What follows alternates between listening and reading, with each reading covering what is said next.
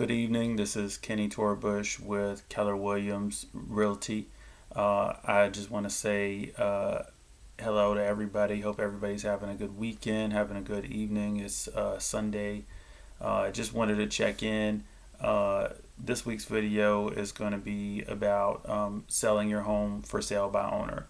There's a lot of people out here that are selling their home for sale by owner. The market is really strong, seller's market right now, and it's definitely understandable to test the market and see what you can do.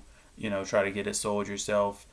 One of the major, I'm going to discuss a few drawbacks of selling it by yourself as opposed to an agent. The main drawback is that people end up netting less money on average, 6% less on average in their pocket out the door when they sell it on their own rather than an agent. One of the big reasons that this is that you just don't get the same exposure when you sell it yourself as opposed to the exposure that an agent can get you with their marketing machine. When you sell it yourself, and I deal with for sale by owners a lot, they end up having one main piece of leverage that they can use, and that's dropping the price. And it is kind of sad sometimes, when they drop the price so much and they're just getting even less than what their home is worth, but because they're not able to get the full activity and they're not able to tap into the full, the Atlanta market, with so many people here, and kind of reach out to everybody at once and the serious motivated buyers all at once. Sometimes they're getting a lot of investors and lowball offers, and they get frustrated, and they want their home to move. It's going to sit a lot of times for sale by owner because it's not marketed effectively. So they end up taking less money.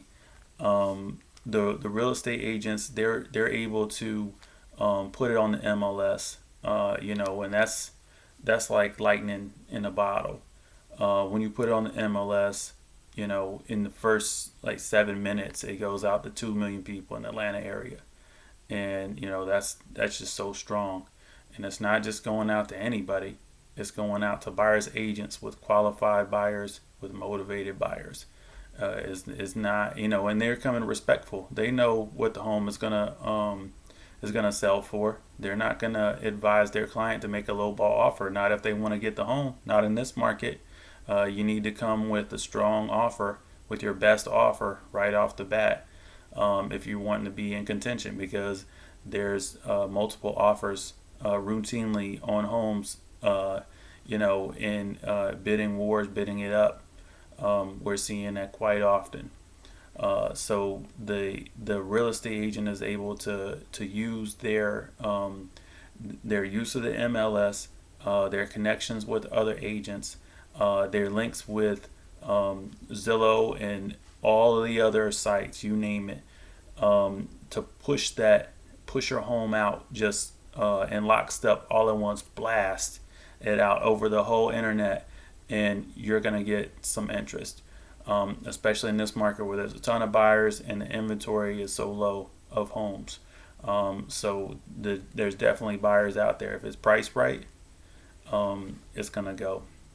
Another thing is negotiation.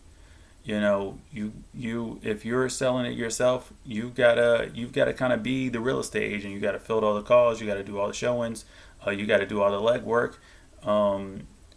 If there's another agent in the contract, they might help you with the contracts and stuff, but that's something to be a little bit wary of, making sure your interests are protected in contracts, and make sure it's done right. This is something that the real estate agent would normally take care of for you, and you just communicate how do you want to go, what offer you want to submit, and if you want to counter, if you want to accept, or and you'll be guided through the whole process. But as far as actually submitting the contracts and what contracts to use and the language in the contracts to protect, say if you had a furnished home versus a unfurnished home. You have certain things that you want to package in, or whatever the case may be, to make sure your interest is protected. Those different clauses, those contingencies such as financing, you want to make sure that's stated clearly in the contract, to make sure you got a qualified buyer. In the negotiation, if you're a for sale by owner, you may not be as savvy as an agent to negotiate with the buyer's agent, with the buyer, with the buyer's bank, with the appraiser, with the inspector, with the title company. All of these people you're going to have to deal with and talk to. So your knowledge of it might not be, you have to have some experience and be through some transactions and kind of know what's going on to even know who these people are. What does the title company even do? You might not know. And what is their purpose, and the appraiser, what is their role, and every person in the transaction, how are you gonna deal with them effectively? Those are definitely a few things that just jump out. And back to the contracts, you definitely want to have yourself covered legally, on that.